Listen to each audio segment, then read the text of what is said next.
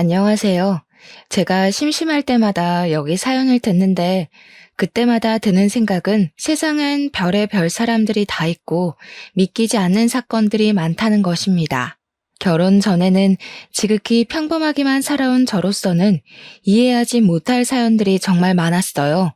그러나 최근에 저에게도 기가 막히고 코가 막힐 만한 사연이 하나 있어서 조심스럽게 저의 이야기를 한번 해볼까 합니다. 저는 경기도에 거주하는 30대 기혼 여성입니다. 어린 시절 저의 집은 정말 화목했습니다. 부모님은 제 앞에서 한 번도 큰 소리로 싸우지 않으셨어요.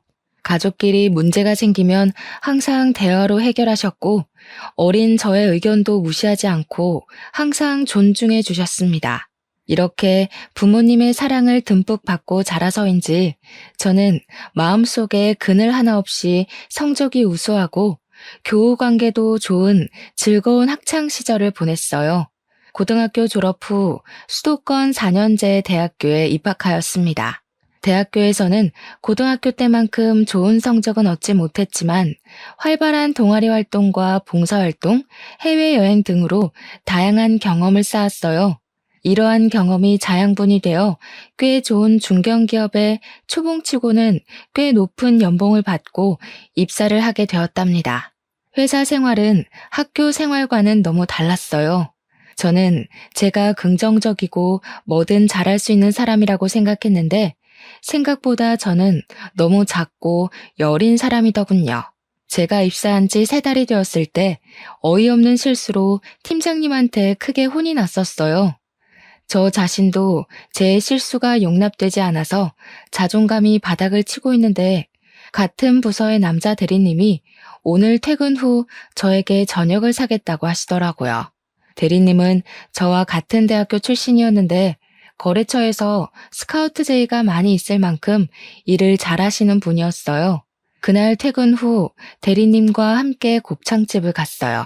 그곳에서 대리님은 제게 맥주를 한 잔 건네주면서 대리님 본인의 신입사원 시절 때 이야기를 해주었습니다. 지금은 일을 잘하시는 대리님도 신입사원 때 저 못지않게 팀장님께 정말 많이 혼이 났더군요. 그 이야기를 들으니 저만 엄청 못하는 것은 아니라는 생각에 안심도 되고 혼났다고 주눅만 들 것이 아니라 그 과정에서 열심히 배워야겠다는 생각이 들었답니다. 그날 후로 저는 대리님의 옆에서 많은 것을 배울 수 있었어요. 그리고 우리는 친해져서 평일이 아닌 주말에도 종종 연락해서 사적인 대화도 많이 나눴습니다. 점점 연락을 주고받는 횟수가 많아지고 회사 밖에서 개인적으로 만나는 시간이 늘어나면서 대리님이 점점 궁금해졌어요. 대리님 역시 그런 제가 싫지는 않았는지 저의 연락이나 만남을 피하지 않았고 그러다가 자연스럽게 연인 관계로 발전을 하게 되었습니다. 그 뒤로 우리의 사이는 점점 더 깊어져서 지금은 이도진 대리님이 아닌 제 남편 이도진이 되었답니다. 제 남편은 결혼 전 저와는 완전히 다른 삶을 살았어요. 아버지는 남편의 초등학교 입학을 며칠 앞둔 어느 날 갑작스러운 사고로 돌아가셨습니다. 그래서 시어머니 혼자 남편을 키워야 했어요. 여러 가지 복잡한 가정사로 인해 도움을 받을 만한 친척도 없었던 시어머니는 어찌어찌해서 술 장사를 시작하셨는데 술집에서 이 남자 저 남자를 많이 만났다고 합니다. 시어머니는 남자들을 만나고 장사를 하느라 어린 남편은 항상 뒷전이었어요. 남편은 소풍 때 싸는 도시락도 시어머니가 아닌 술집 이모들이 챙겨주었고 학부모 참관 수업 때도 시어머니가 아닌 술집 이모들이 오셨다고 해요. 그 밖에 학교 행사로 부모님들이 오셔야 하는 날이면 화려하고 반짝이는 옷을 입은 술집 이모들이 오셔서 남편은 정말 부끄러웠다고 합니다. 한 번은 남편이 초등학교 때 독감에 걸려서 정말 죽을 듯이 많이 아팠다고 해요. 자식이 아프면 부모가 병원에 데려가는 것은 당연한 일이잖아요? 하지만 그때도 시어머니는 술을 먹고 남자 만나느라 바빠서 술집 이모들이 병원에 데리고 가서 주사 맞히고 약도 먹여주었대요. 이뿐만이 아니라 시어머니는 이제 10살밖에 되지 않은 남편에게 내가 너 때문에 시집을 못 간다고 하며 구박하고 때렸다고 합니다. 그러다가 중고등학교가 되어 혼자서도 잘 다닐 수 있는 나이가 되었을 때부터는 아예 시어머니가 남편에 관한 관심을 끄고 살았대요. 하루는 이런 집이 너무 싫어서 친구네 집에서 외박하고 왔는데 시어머니는 남편이 집에 없는 줄도 몰랐다고 하더라고요. 이렇게 남편은 어머니의 사랑을 하나도 받지 못하고 자랐지만 그래도 나쁜 길로 새지 않고 똑부러지게 잘 자랐어요. 고등학교를 졸업 후 대학교 갈 때도 자신의 성적보다 낮춰서 전액 장학금을 받고 입학했답니다. 대학교에서도 생활비 한 푼 주지 않아서 식당, 주유소, 과외 등 모든 분야의 아르바이트를 했다고 해요. 남편은 20살 이후로는 시어머니께 용돈은 고사하고 따뜻한 밥상조차도 받아본 적이 없었답니다. 그렇게 자라서 그런지 남편은 시어머니에 대한 정이 하나도 없어요. 남편과 어머니는 서로 연락도 잘하지 않고 남남처럼 지냈습니다. 그래서 저는 남들이 흔히 말하는 시부모로 인한 스트레스는 모르고 살았어요. 그저 저와 남편 둘이서만 아주 행복한 신혼생활을 보냈죠. 다만 한 가지 문제점이 있다면 우리 둘 다 아기를 빨리 가지고 싶었는데 임신이 잘 되지 않았습니다. 병원에서 검사를 해보니 몸에 별다른 이상은 없는데 스트레스를 받거나 피곤하면 임신이 잘 되지 않을 수 있다고 했어요. 사실 결혼 초까지만 해도 저는 회사를 계속 다니고 있었는데 그 당시 제가 중요한 프로젝트를 하게 되면서 스트레스를 많이 받았고 잠도 거의 못 잤거든요. 아마 그래서 아기가 생기지 않았던 것 같습니다. 저와 남편은 많은 대화 끝에 지금은 일보다는 아기를 만드는 것이 더 급선무라는 생각이 들어 저는 프로젝트가 맞춰지는 대로 회사를 퇴사하겠다는 의사를 밝혔어요. 다행히 복지가 좋은 회사라 그런지 사람이 바로 구해져서 2주일 동안 인수인계 후 회사를 관둘 수가 있었습니다. 그 뒤로는 필라테스를 하며 건강한 몸을 만들기 위해 노력하며 살았어요. 저와 남편이 아기를 기다리며 지내던 어느 날이었어요. 회사를 다녀온 남편이 시어머니가 새로운 남자분을 만나 결혼을 한다는 것입니다. 두 분 다 나이 들어서 하는 재혼이니 정식으로 결혼식을 하지는 않고 그냥 친척과 가족, 가까운 지인들만 모여서 식사만 한다고 하셨습니다. 솔직히 저는 이런 시어머니의 행동이 이해가 가지 않았어요. 아무리 나이 들고 하는 재혼이라고 해도 가족들에게 소개도 하지 않고 결혼을 한다고 통보를 하는 것이 좀 그렇더라고요. 이런 부분에 대해 남편에게 이야기했더니 남편은 원래 어머니랑 거의 대화를 하지 않고 살았다면서 그냥 원래 이렇게 남남처럼 살아왔으니 이해해달라고 했습니다. 저는 내심 제게 시아버지라는 존재가 생긴 것에 대해 기대가 되었어요. 흔히들 며느리 사랑은 시아버지라고 하잖아요. 제 주변에 시아버지의 사랑을 듬뿍 받는 친구들이 꽤 있었거든요. 그리고 어릴 때 제가 엄마한테 크게 혼이 났을 때마다 저를 달래주고 엄마는 절대 허락하지 않은 불량식품을 사주셨던 분이 바로 아빠이셨어요. 저는 이런 우리 아빠의 모습을 생각하며 시아버지가 생긴 것이 뭔가 제 편이 생긴 것처럼 정말 좋았답니다. 처음에는요. 시간이 흘러 시아버지를 처음 뵙기로 약속한 날이 되었어요. 시아버지는 군인 간부 출신이시라 그런지 자기 관리도 엄청 철저하신 것 같았고 몸도 아주 건강해 보이셨습니다. 저와 남편은 시아버지가 조금 딱딱하기는 해도 시어머니가 혼자 계시는 것보다 함께 계시는 것이 좋을 것으로 생각했습니다. 시아버지 역시 저와 남편을 좋게 보셨는지 호탕하게 웃으시며 아주 화기애애하게 첫 만남을 마쳤습니다. 시아버지를 처음 뵙고 나서 한 달이 지났어요. 시아버지는 아들 부부가 어떻게 사는지 궁금하다고 한번 오시겠다고 하셨습니다. 저 역시 시아버지한테 우리 집을 보여드리는 것이 맞는 것 같아서 주말에 오시라고 했어요. 그리고 주말이 되어 시아버지와 시어머니가 함께 오셨습니다.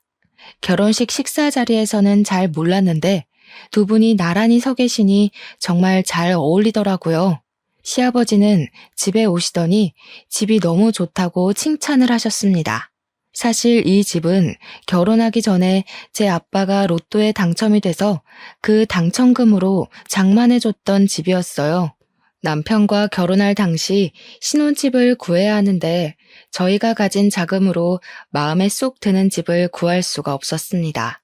시어머니는 절대 지원을 해주지 않겠다고 하시고 친정 부모님께 도움을 받으려면 받을 수도 있었지만 저희는 우리의 힘으로 시작을 해보고 싶었어요.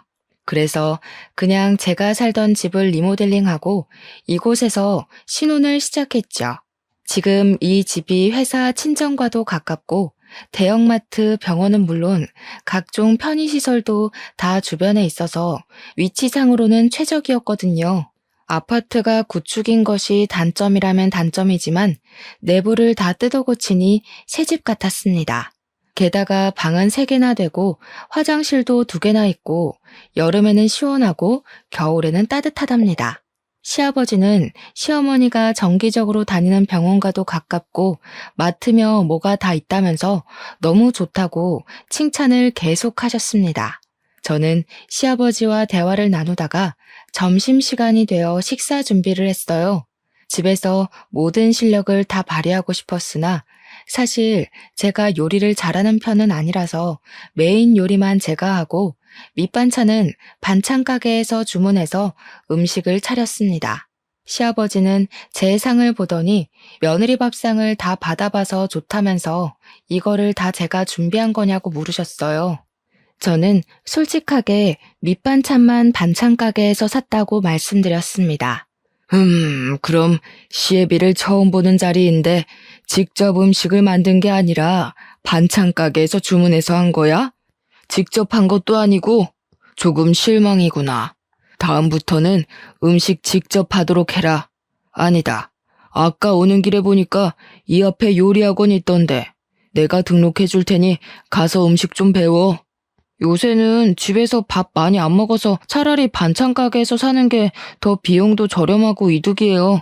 그리고 이 사람도 집에서 이것저것 하고 있어서 요리 배울 시간 없습니다. 시아버지는 제게 실망한 표정을 지으며 요리를 잘하지 못하면 배우라고 하셨어요. 남편은 요리학원에 다닐 시간 없다고 이야기해 주었지만 저는 솔직히 요리에 관심은 있는데 손맛이 없어서 한번 배워보고는 싶었습니다. 그래서 시아버지한테 요리를 배워볼 테니 요리학원을 등록해달라고 했어요. 지금 생각해보면 그때 괜히 이런 말을 해서는 안 되는 거였는데 눈치가 없던 저는 요리학원을 등록해 주신 시아버지께 너무 감사하며 이런 게 바로 며느리 사랑이라고만 생각했었네요. 그리고 며칠이 지났어요. 요리학원을 마치고 집에 가는데 시아버지가 저한테 전화해서는 자신에게 아들과 며느리가 생겼으니 함께 정을 나누며 살고 싶다고 하셨습니다. 솔직히 남편이 시어머니와 돈독한 정이 있는 것도 아니고 시아버지는 이제 막 안 사이인데 같이 살면 얼마나 불편하겠어요. 게다가 저는 아기를 준비한다고 집에서 쉬고 있는데 만약에 같이 살면 저는 시부모님과 하루 24시간 내내 붙어 있어야 했습니다. 우리 부모님도 아니고 시부모님과 온종일 같이 있을 생각하니 정말 생각만 해도 숨이 턱턱 막히더라고요. 일단 남편과 이야기를 해보겠다고 하고 전화를 끊었습니다. 그리고 그날 저녁 퇴근한 남편에게 시아버지가 같이 살고 싶다고 하시는데 남편은 어떻게 생각하는지 물어봤어요. 남편 역시 저와 같은 말을 하더라고요. 우리는 시부모님과 절대 같이 살지 못한다고 하고 시아버지는 그 뒤로도 종종 우리와 같이 살고 싶다고 하셨습니다.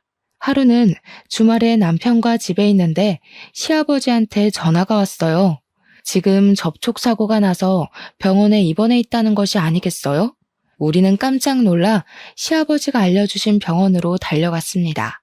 그런데 시아버지와 시어머니는 병원복만 입었지 아주 잘 걸어 다니시고 멀쩡해 보이셨어요. 상황을 들어보니 경차가 뒤에서 살짝 박았는데 지금은 아픈 것은 없지만 교통사고 후유증이 있을 수도 있어서 이참에 검사를 다 해보겠다고 입원해 계셨던 것이었습니다. 저와 남편은 큰 사고가 아니라서 정말 다행으로 생각했어요. 그리고 주말이 지나 월요일이 되었습니다.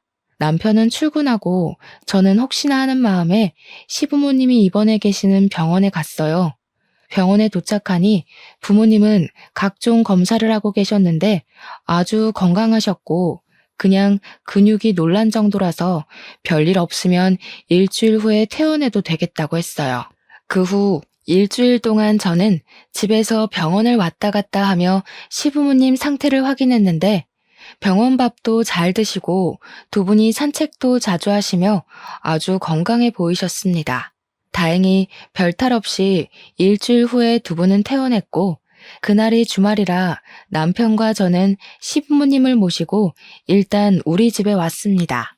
그런데 시아버지가 노인네 둘이서만 집에 있으면 언제 또 어떻게 아플지 모르니 이 집에서 당분간 있겠다고 하시는 게 아니겠어요? 그러면서 병원에서는 멀쩡해 보였는데 갑자기 허리와 다리가 아프고 온몸이 다 쑤신다고 하시는 겁니다. 저는 솔직히 정말 싫었지만 그래도 나이 드신 분이 이러시는데 지금 당장 나가라고 할 순 없잖아요. 그래서 저와 남편은 마지못해 며칠만 집에 계시라고 했습니다. 그 뒤로 우리는 시부모님을 모시고 아주 불편한 생활을 시작했어요. 시아버지는 오랜 세월 군인 간부로 생활해서인지 직접 하는 것보다는 명령하는 것이 익숙하시고 뭐든 칼같이 해야 했습니다. 일단 매일 6시면 TV와 온 집안에 불을 켜며 가족들을 모두 다 기상시켰어요. 삼시세끼 식사는 기본이고 식사 때마다 새 밥에 새 반찬에 각 끓인 국이 필요했습니다. 솔직히 저 혼자 있으면 그냥 대충 라면이나 비빔면을 먹을 수도 있었지만 시부모님이 계시니 그러지 못하겠더라고요.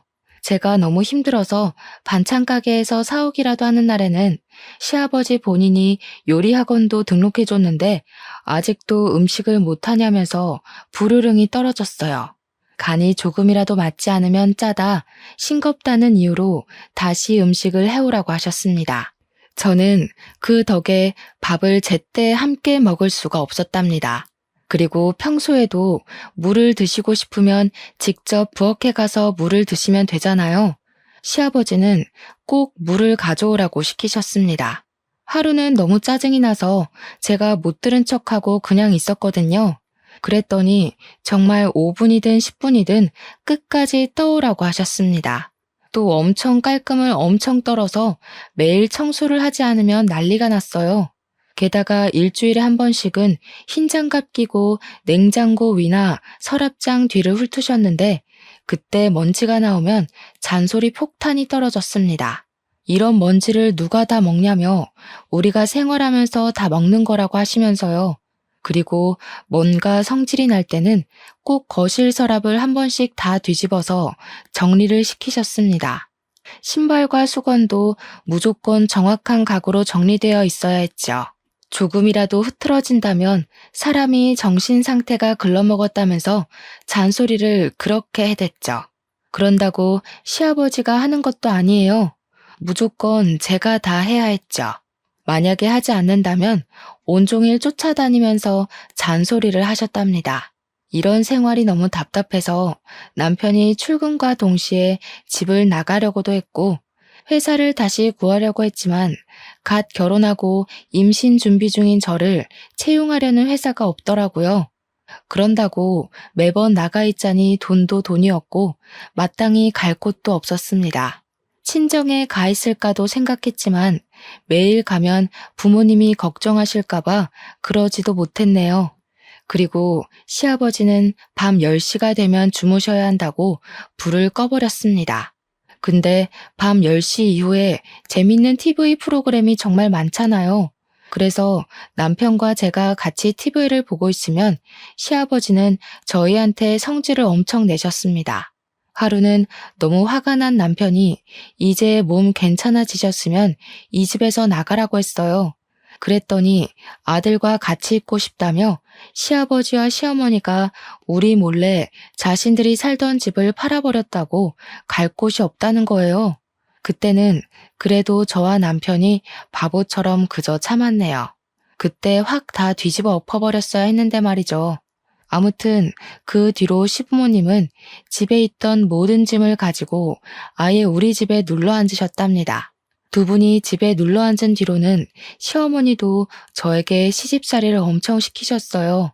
소소하게 잔소리는 기본이었고 아버지의 삼시세끼를 차리는데 도와주기는커녕 옆에서 시아버지보다 더 저를 구박했답니다.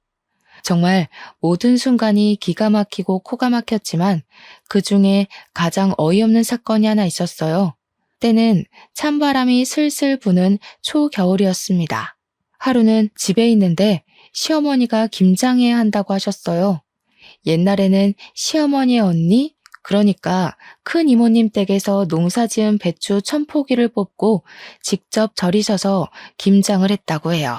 하지만 요새는 김치를 많이 먹지 않기에 작년 같은 경우 이모님과 어머니가 사신 절인 배추로 김장을 50포기만 했다고 합니다. 그런데 올해는 시아버지가 김치를 좋아하시니 김장을 100포기나 하자는 거예요. 더 큰 문제는 시이모님이 허리 수술로 올해는 김장하지 못하시는 상황이었어요. 그래서 올해는 우리 가족끼리만 김치를 담가야 했습니다. 사실 우리 집은 김장을 제가 아주 어릴 때만 하고 크고 나서는 서로 바쁘니 그냥 사다 먹었거든요. 그래서 김장을 제대로 해본 적이 없었습니다. 하지만 시아버지도 김치를 좋아하시고 저도 김치를 좋아하니 힘들지만 배워볼 겸 한번 해보겠다고 했어요. 그래서 절인 배추를 주문하려는데 시아버지는 절인 배추가 어떻게 절여졌을지 아냐며 절인 배추가 아니라 그냥 배추를 사서 직접 절이라고 하시는 거예요. 저는 그냥 양념을 만들고 버무리기도 힘들 것 같아서 싫다고 했지만 그 주 금요일에 시아버지께서 직접 마트에 가셔서 배추 100포기를 사오셨습니다. 이 배추를 반품시킬 수도 없으니 어쩔 수 없이 배추를 절이기 시작했는데 물 먹은 배추는 정말 무거웠어요.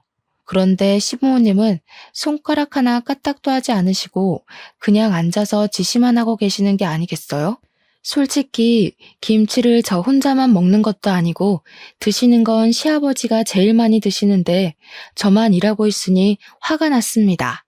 이거는 시아버지, 시어머니 모두 도와주셔야 해요. 이걸 저 혼자 어떻게 다 해요? 옛날에는 배추 1000포기도 며느리 혼자 담갔다. 1000포기도 아니고 고작 100포기인데 이것도 못한다고 이 난리니? 하여튼 요새 애들은 다들 약해 빠졌다니까. 이 속도로 했다가는 오늘 밤을 새워도 못하니까 좀 서둘러. 저는 요새 애들이라서 이런 것 못해요.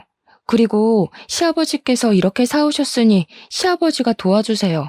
안 그러면 저도 손 하나 까딱하지 않을 거예요. 너는 아버지한테 이게 무슨 말버릇이니? 말 똑바로 못해? 저렇게 싹수가 노래서야 원. 시부모님이 저한테 빨리 제대로 하지 못한다고 구박하는데 남편이 퇴근하고 집에 들어왔습니다. 남편은 배추가 거실에 쌓여 있는 것을 보고 이게 다 뭐냐고 했어요. 저는 남편에게 제가 배추를 절이고 있는 이 상황에 대해 다 이야기했습니다. 지금 다들 제정신이세요? 이 100포기를 어떻게 여자 혼자 다 해요? 사람 알아 눕는 꼴 보고 싶어요? 지금 네 와이프라고 편드냐? 옛날엔 여자 혼자 1000포기도 다 했어. 옛날 사람들 다 했어도 엄마는 그런 얘기 하면 안 되지 않나? 솔직히 엄마는 김치 제대로 담근 적 없잖아. 시이모가 다 했지. 아니야? 엄마가 언제 1000포기나 했다고 그래? 시어머니는 남편의 말에 아무 말도 하지 못하고 당황해서 가만히 있었습니다. 알고 보니 이전에 시이모님과 둘이서 1000포기를 김장했다고 말씀하시던 모든 것이 다 거짓이었더라고요. 어쨌든 배추를 이미 사왔으니 이거 다 해야 해. 버릴 수는 없잖아. 그럼 다 같이 모여서 해요. 아, 진짜 이게 지금 무슨 난리야? 오늘 이거 다 못하면 아버지도 잠 주무실 생각하지 마세요. 도대체 뭐 하는 짓이에요, 이게? 그리고 내일도 다 같이 새벽에 일어나서 배추 씻고 하는 거예요. 아시겠어요? 남편이 모든 것을 다 뒤집어 엎을 것처럼 화를 버럭대니 시부모님도 아무 말도 하지 못하고 다 같이 배추를 절이기 시작했습니다. 시아버지는 원래 10시가 되면 주무셨는데 그날은 자정까지 배추를 절였어요. 다음날 원래 새벽 6시면 일어나던 시아버지와 시어머니가 일어나시지 못하시더라고요. 저와 남편이 깨우려고 들어가니 두 분은 몸살이 났다고 끙끙 앓는 소리만 하셨습니다. 절대 일어나지 않으시길래 불을 켜고 일어나실 때까지 기다렸어요. 아침 9시가 되자 그제야 시부모님이 나오셨습니다. 뭐야? 너희끼리 먼저 시작했어야지. 아직도 안 했어? 우리는 잘 먹지도 않는 김치 저 사람이 먹는다는 이유로 지금 이렇게 하는데 굳이 우리가 먼저 시작해야 해? 당연히 먹을 사람이 해야지. 아니야? 너 지금 설마 나 들으라고 하는 소리냐? 당연한 거 아닌가요? 아, 빨리 시작해요. 지금 누구 때문에 이 괴고생을 하는데. 남편의 닭달에 시아버지는 전날 소금물에 절인 배추를 온종일 씻어냈고 저와 시어머니는 부엌에서 김치 양념을 만들었습니다. 절인 배추에 양념을 버무려야 하는 다음 날에도 시부모님이 늦게 일어나시길래 우리는 일부러 일어나실 때까지 기다렸다가 시작했어요. 시부모님이 3일 연속 김장을 하니 몸살이 제대로 나서 아예 일어나지 못하셨습니다. 처음에는 화만 내던 남편이었지만 그래도 부모님이라고 월요일에 반차를 쓰고 시부모님을 데리고 병원에 다녀왔네요. 혼돈의 김장 사건이 지나고 시간이 흘러 12월 마지막 날이 되었습니다. 원래는 10시만 되면 주무시던 시아버지가 새해맞이 카운트다운을 봐야 한다며 잠을 주무시지 않더라고요. 시어머니는 그런 시아버지에게 술상을 차려드렸는데 시아버지는 술에 취해서 결국 자정이 되기 전에 거실에서 잠이 드셨습니다. 시아버지를 깨워도 일어나지 못하시길래 어쩔 수 없이 거실에 두고 우리는 우리 방에 들어가서 잠을 잤어요. 그러다가 새벽이 되었습니다. 뭔가 이상해서 눈을 떠보니 시아버지가 비틀거리며 우리 방에 들어와서 남편 옆에 눕는 것이 아니겠어요? 저는 깜짝 놀라 남편을 깨웠습니다. 남편도 옆에 누운 시아버지를 보고 깜짝 놀라 소리 지르며 불을 켰어요. 아버지, 지금 이게 뭐 하는 짓이에요? 잠결에 모르고 여기 왔다. 이게 그렇게 화낼 일이야? 성인 부부의 침실에 이렇게 함부로 막 들어오시면 어떡해요? 당장 나가요, 나가. 우리 방에서 큰 소리가 나자 시어머니도 주무시다 깨셔서 오셨어요. 시어머니는 상황을 보시고는 사람이 살다가 보면 그럴 수도 있지. 이거 가지고 그렇게 성질을 내냐며 화를 내셨습니다. 어머니, 솔직히 혈연관계도 아닌 시아버지가 이 새벽에 부부 침실에 막 들어오시는 게 말이 돼요? 아무리 잠결에 술김이라고 해도 그렇지. 너무 불쾌해요. 뭐? 불쾌? 너 말 다 했어? 그게 시애비한테 할 소리야? 당연한 거 아니에요? 시아버지가 잠자는 방에 들어오는데 좋아할 며느리가 세상 천지에 어딨어요. 이제 조심 좀 해주세요. 이게 지금 보자 하니까 내가 그렇게 우습냐? 도대체 왜 내 말을 듣지 않는 거야? 남편은 시아버지께 당장 이 방에서 나가라고 큰 소리를 쳤습니다. 그날 저는 너무 놀란 마음에 잠을 한숨도 자지 못했어요.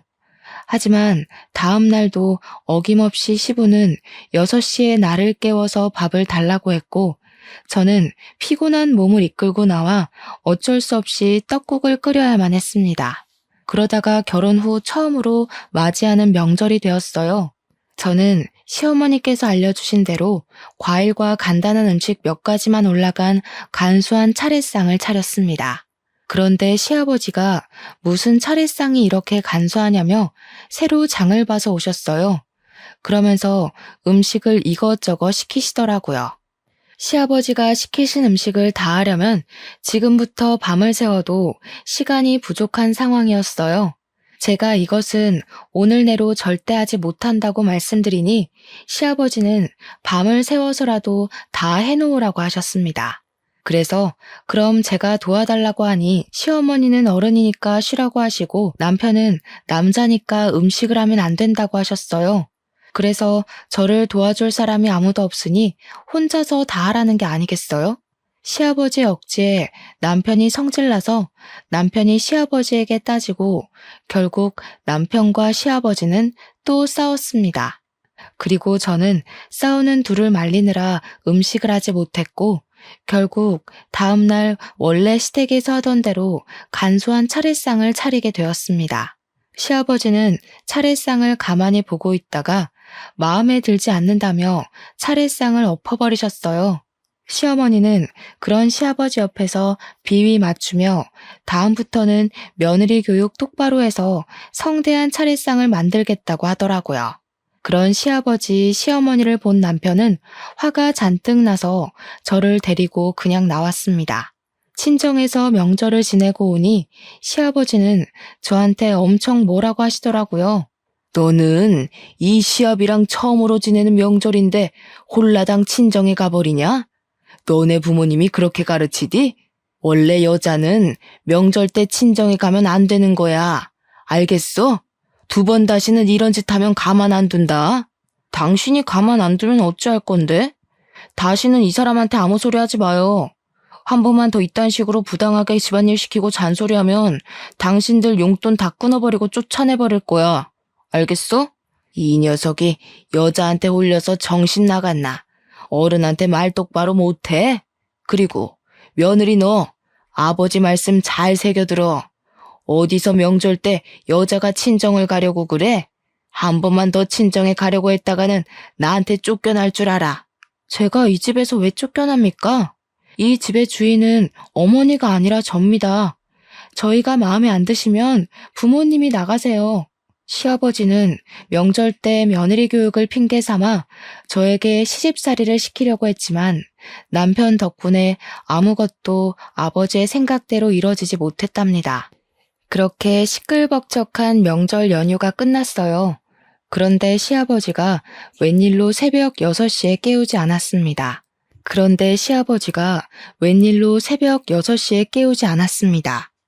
남편과 저는 시아버지가 오시고 나서 처음으로 아침 7시 반까지 푹 잠을 잘 수가 있었어요. 남편이 출근 준비를 할 때도 밥 달라는 소리도 하지 않고 가만히 계셨습니다. 하지만 남편이 출근하니 그때부터 밥해라, 청소해라 등의 잔소리를 하시기 시작하더라고요. 네 남편이 없을 때는 내가 왕이야. 넌 며느리니까 서열이 가장 미치고. 그니까 무조건 내 말에 절대 복종해야 해. 알겠어? 빨리 청소하고 정리하고 해라. 여기 서랍장은 이게 뭐니? 이거 다 정리 똑바로 해. 알았어? 정리 다 하기 전에는 쉴 생각 마라. 여기 서랍을 다 뒤집어 엎으시면 어떡해 해요. 그리고 며느리라고 무조건 절대 복종은 아니죠. 이 년이 지금 어디 앞이라고 큰 소리야? 그만하지 못해? 며느리는 원래 종년이야. 저는 남편이 가자마자 시부모의 잔소리와 구박을 들어야 했습니다. 그냥 이 집을 나가버릴까 생각하고 있는데 남편이 들어오더라고요. 내가 이러고 있을 줄 알았어. 근처에 볼 일 있어서 잠깐 들렸는데 역시나군요. 여보, 이 사람들 말 듣지 말고 방에서 할 말 있어. 잠깐만 와봐. 야, 이 사람들이라니. 그게 애미한테 할 소리야? 저게 여자 잘못 만나서 홀려서 정신을 못 차려요. 남편은 저를 방으로 끌고 들어갔습니다. 그러더니 남편은 우리 집 근처 신도시에 청약을 넣었는데 당첨이 돼서 조만간에 이사 가야 한다고 하는 거예요. 저는 설마 시부모님과 함께 가야 하냐고 물었어요. 남편은 당연히 그러지 않을 것이고 우리 둘이서만 가겠다고 하더라고요. 하지만 시부모님은 절대 나갈 생각이 없는데 어떻게 할 것이냐고 했더니 남편은 다 자기에게 계획이 있다고 하며 일단 청약 당첨된 것을 절대 이야기하지 말라고 했습니다. 남편은 다시 회사로 나가고 저는 방에서 혼자 쉬고 있는데 시부모님이 방에 들어오셨어요. 아까 둘이서 무슨 얘기를 그리 소곤소곤 했냐길래 저는 남편이 시킨 대로 아무 말도 하지 않았습니다. 시부모님은 답답해서 팔짝 뛰는데 이제 이 두 사람을 보지 않아도 된다는 생각에 너무 좋아서 웃음이 막 났답니다. 그리고 2월이 되었어요. 2월에는 시아버지의 생신이 있었답니다. 남편은 시아버지의 생신을 맞이해서 모든 가족을 한자리에 모았어요. 결혼하고 처음으로 맞이하는 아버지 생신이니 선물을 하나 준비했어요. 타이완으로 5박 6일 패키지 여행을 예약하려고 해요. 저는 회사에 나가야 해서 우리는 한국에 있을 테니 두 분만 신혼여행이라 생각하시고 다녀오세요. 그래도 우리 결혼하고 첫 생일인데 며느리 생일상은 받아봐야 하지 않겠니? 그니까 내 생일은 지나고 날짜 정해라. 무슨 생일상 안 받으면 난리 나세요? 그놈의 밥 타령은? 이놈아, 한국인은 밥심으로 살아. 그리고 엄연히 첫 생일인데 당연히 며느리 손으로 직접 끓인 미역국이 있는 생일상을 받아야 하지 않겠니? 나는 생일에 구절판, 갈비찜, 잡채는 꼭 있어야 한다. 알겠지? 결국 여행 날짜는 시아버지의 생신 이후로 잡았습니다. 시아버지의 생신날 마음 같아서는 미역국만 달랑 해드리고 싶었으나 남편이 그래도 첫 생일이니 해드리라고 하며 저에게 고생이 많다고 현금 100만 원을 주었어요. 저는 그런 남편의 마음이 참 고마웠습니다. 그리고 생신날 새벽부터 일어나서 구절판 갈비찜 잡채에 미역국을 했어요. 솔직히 이 정도도 진수성찬이라고 생각했는데 시아버지는 자기가 말한 것만 딱 차렸다며 뭐라고 하셨습니다. 저는 새벽부터 일어나서 준비했는데 제 노력은 알아주지도 않고 오히려 부족하다고 타박하니 정말 기분이 좋지 않았어요. 그래도 시아버지의 생신인 좋은 날인데 그런 날을 망치고 싶지 않아서 그냥 꾹 참았네요. 그리고 일주일이 지났습니다. 이날은 시부모님의 여행날이었고 시부모님은 아주 신이 나셔서 공항으로 떠났습니다. 우리는 두 분이 떠나자마자 바로 포장이사를 불러 그 집을 떠나 청약 당첨된 신도시로 이사를 가버렸답니다. 그리고 원래 살던 집에는 새로운 주인이 왔어요. 며칠 동안 이삿짐을 정리하며 정신없이 보냈습니다. 그리고 시간이 흘러 시부모님이 여행을 마치고 돌아오기로 한 날 저와 남편이 함께 집에 있는데 시아버지한테 전화가 왔어요. 야, 지금 너네 이게 뭐 하는 짓이야? 우리 여행을 보내고 집을 팔아버려? 죄송하지만 이제는 그쪽하고는 더는 같이 못 살겠네요. 솔직히 제가 그쪽의 진짜 며느리는 아니잖아요. 그리고 집이 무슨 군대도 아니고 군대처럼 하나하나 다 명령하고 지시하고 간섭하고 너무 힘들었다고요. 그런다고 어른들을 여행 보내놓고 감히 니들끼리 이사를 가? 너네 지금 어디야? 당장 못 와? 제가 오죽하면 이러겠어요, 오죽하면. 정말 답답해서 살 수가 없어요. 저는 이제 죽었다 깨어나도 두 분 못 모시고 살아요. 시아버지와 시어머니는 당장 오라고 소리를 고래고래 지르면서 난리가 났습니다. 그 소리를 들은 남편이 제 전화를 빼앗아갔어요. 더는 못 참아요. 엄마는 저 어릴 때부터 그놈의 남자의 술에 빠져서 날 쳐다보지도 않고 나이 먹고 결혼한 사람은 자기가 왕이라도 되는 양 이래라 저래라 간섭하면서 제멋대로 행동하고 그게 지금 어른들한테 할 소리야? 내가 너 그렇게 가르쳤어? 이게 여우 같은 년한테 홀려서는 전현 저거 나중엔 내 아들 간 빼먹는 거 아닌지 몰라? 말 가려서 해. 그리고 엄마가 날 언제 가르치기나 했어? 남자한테 빠져서 이 남자 저 남자 만나느라 바빴잖아. 그쪽들 짐은 이삿짐 센터에 맡겨놨으니까 알아서 찾아가세요. 이제 전화 끊습니다. 남편은 전화 그렇게 끊어버리고 시아버지 시어머니 번호를 차단해버렸습니다. 그리고 다음날, 그날은 토요일이었어요. 남편이 잠깐 마트에 가고 집에 저 혼자 있는데 누가 문을 3개 두드리더라고요. 보니까 시부모님이 어떻게 알고 우리 집에 오신 거예요. 시아버지는 여기에서 사는 거 다 안다며 나오라고 소리를 치셨는데 하도 시끄럽게 하셔서 어쩔 수 없이 일단 문을 열었습니다. 문을 열자마자 시부모님이 집에 막 들어오시더라고요. 야, 너네는 어른에 대한 공경 예의 따위는 몰라? 어떻게 사람들이 그래? 아버님이야말로 너무하신 거 아니에요? 막말로 늦은 나이에 아들과 며느리를 얻었으면 어른답게 행동을 하셔야죠. 하나하나 간섭하고 따지고 제대로 하지 못하면 구박하고 그저 받기만을 원하시고 저는 그런 분을 제 아버지로 못 모시겠어요. 이 인연이 말하는 꼬락서니 좀 봐. 뚫린 입이라고 막 뺐네. 이게 지금 네 시아버지한테 할 소리니? 뭘 잘했다고 큰 소리야? 솔직히 이분이 정말 제 시아버지세요? 아니잖아요.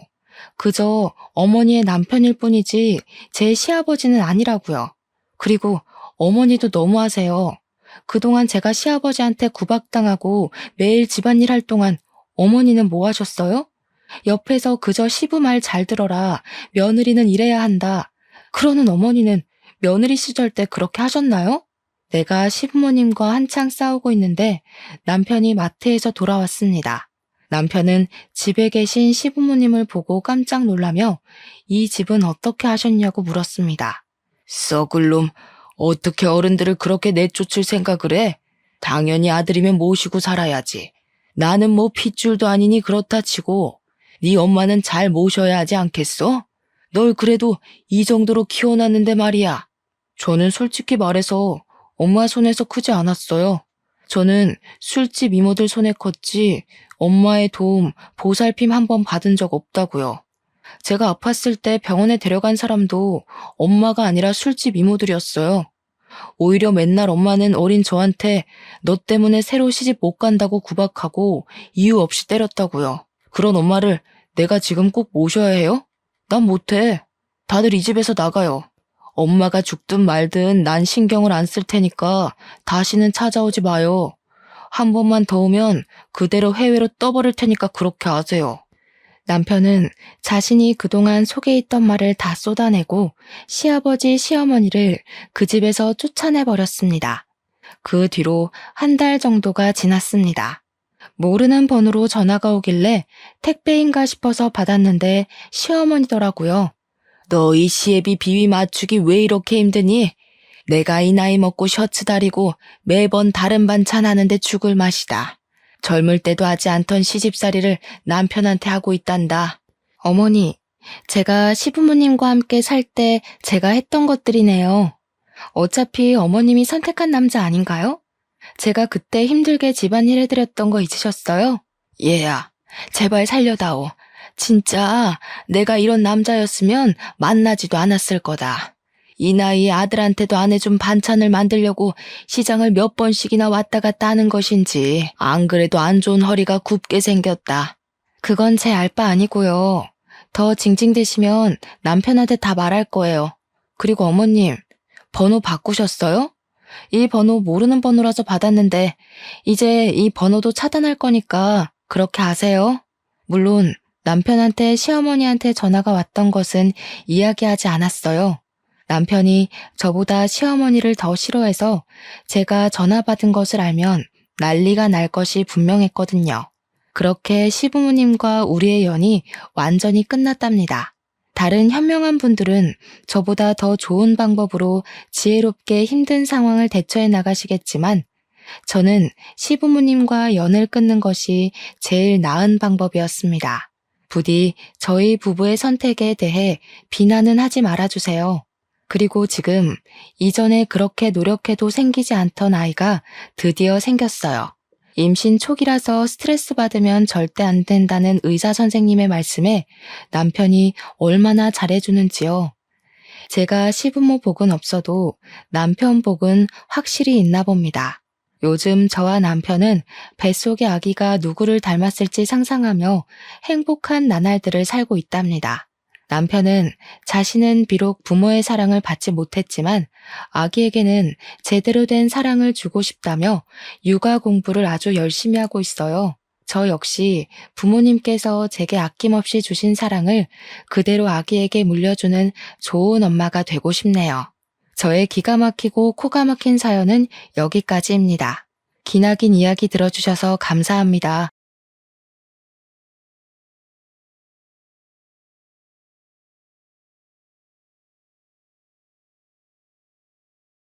안녕하세요. 저는 노후에 효도 사기당할 뻔해 자식들을 등지게 된 사람입니다.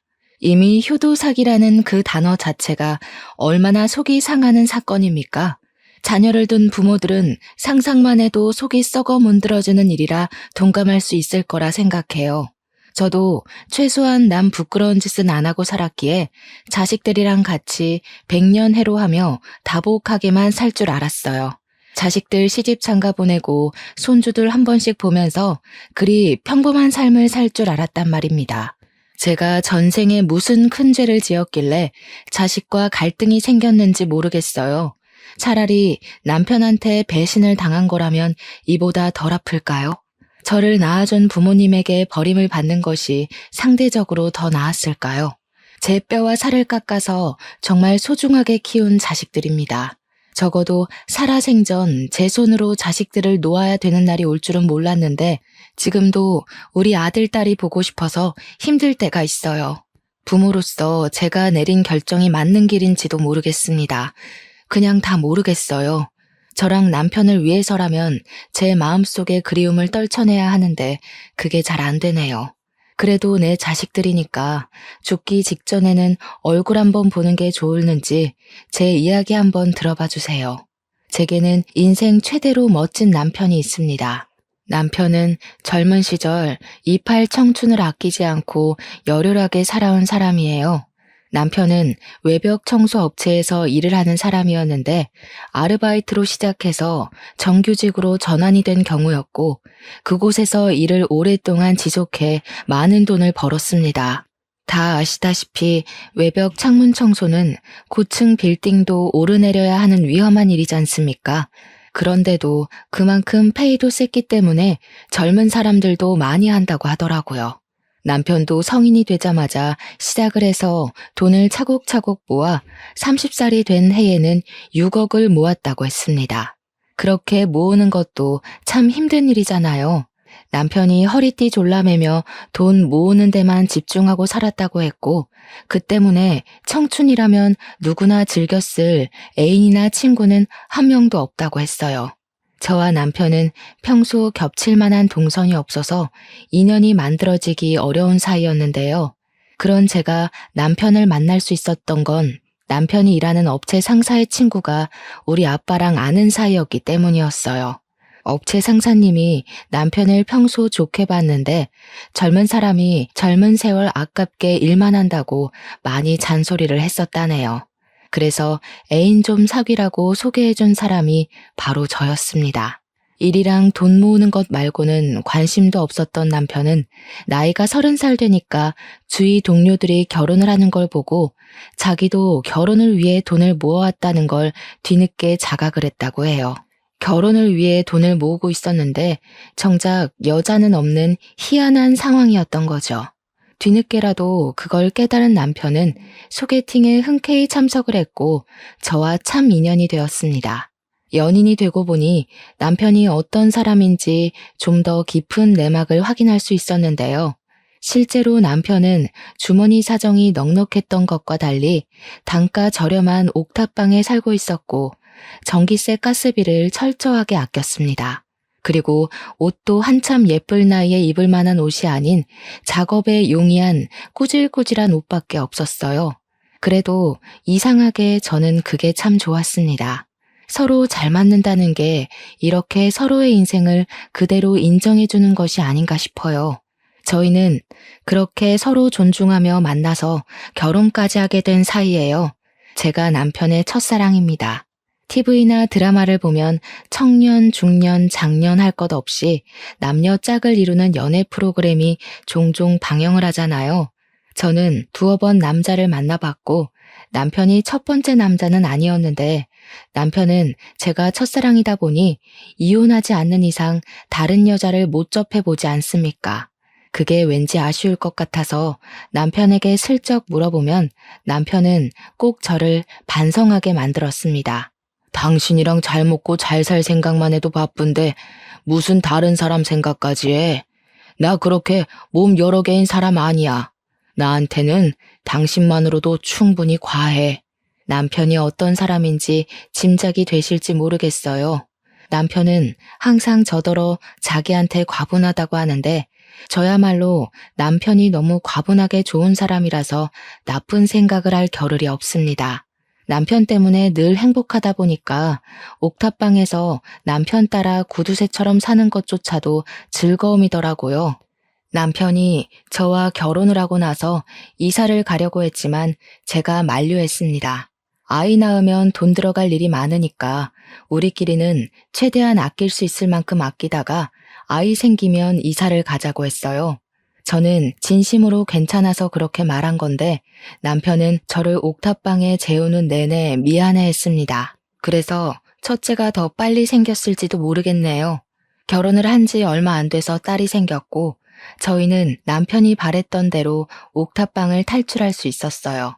그리고 좋은 아파트에서 연년생으로 아들까지 생겼죠. 당연히 남편이 부지런히 모은 돈 덕분에 신혼살림은 평수 넓은 아파트에서 좋은 가구로 시작을 할 수 있었습니다.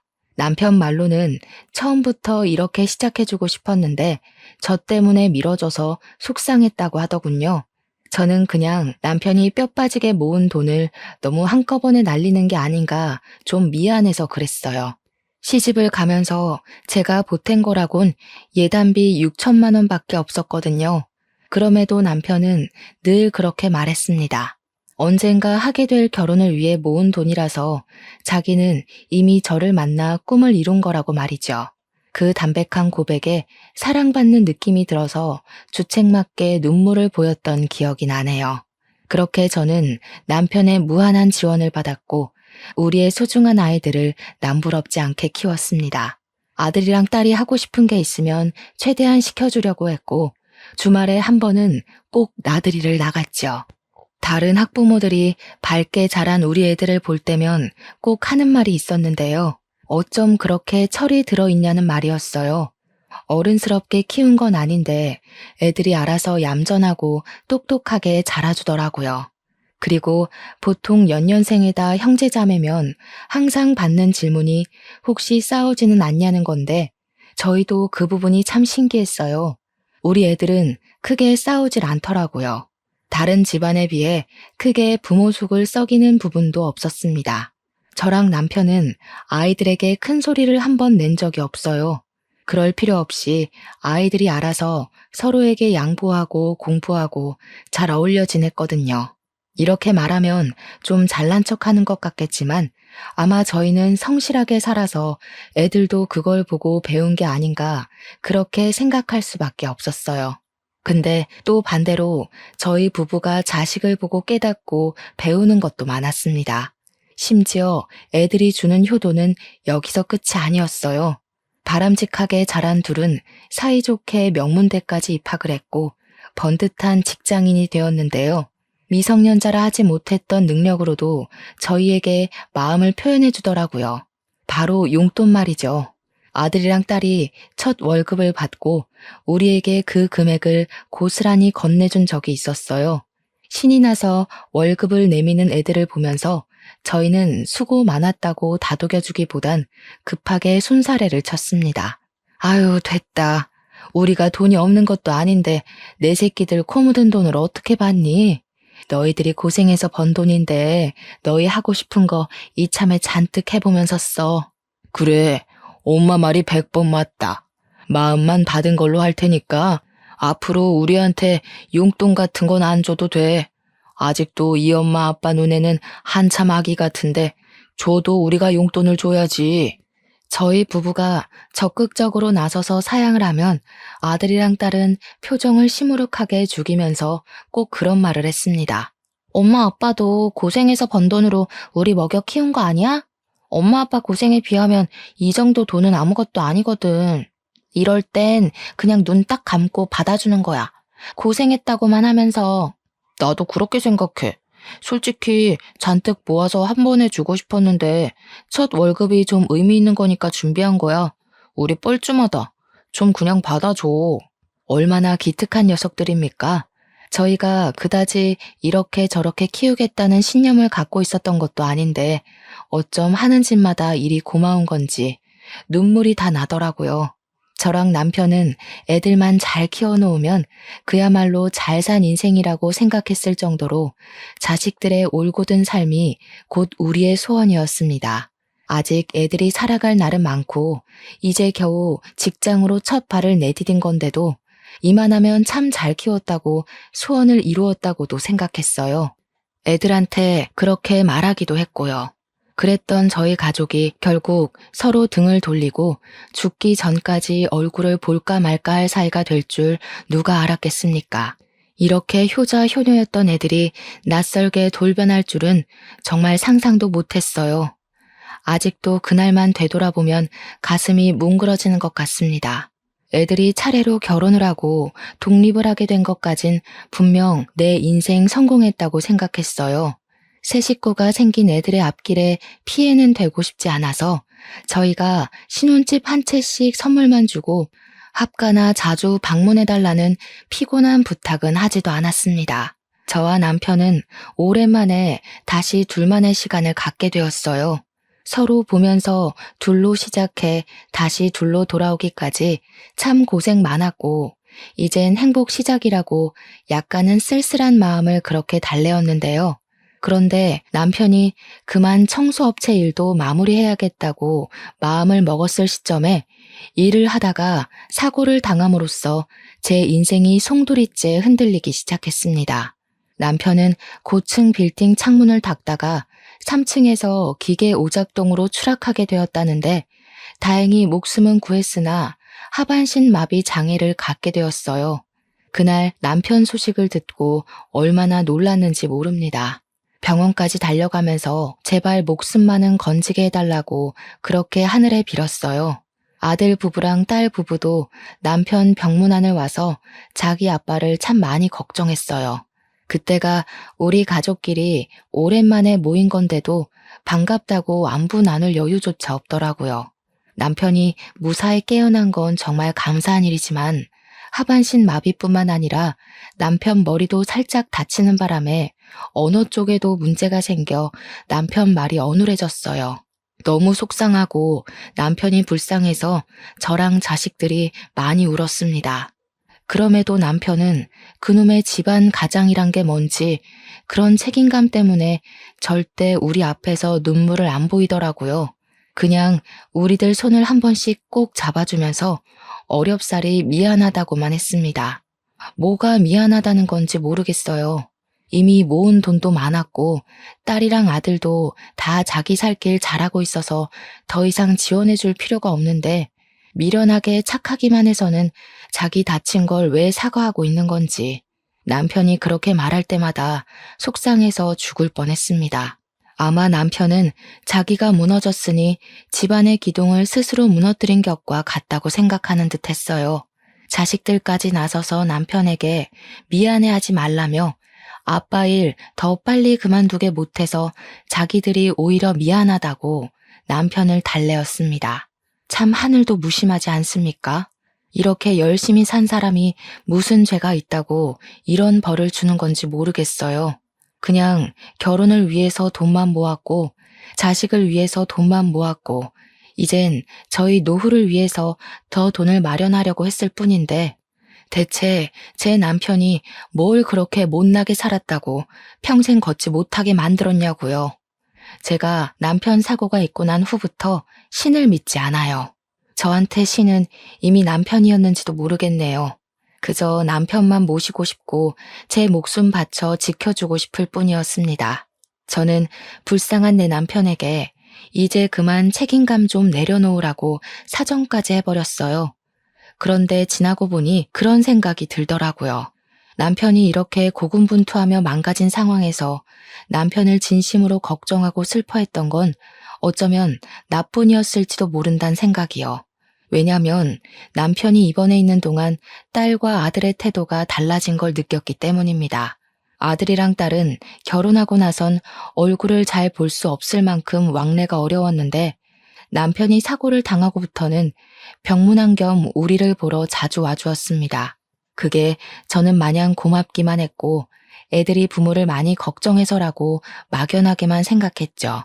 그러다가 언제부터 이상함을 감지했냐면 그렇게 우애 좋던 아들과 딸의 사이가 어느 순간 틀어진 걸 목격했을 때부터였어요.